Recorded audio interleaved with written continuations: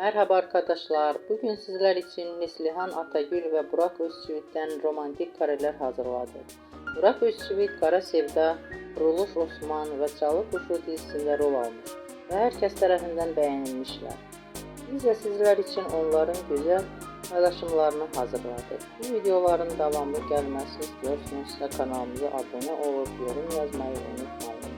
Bizden bu kadar.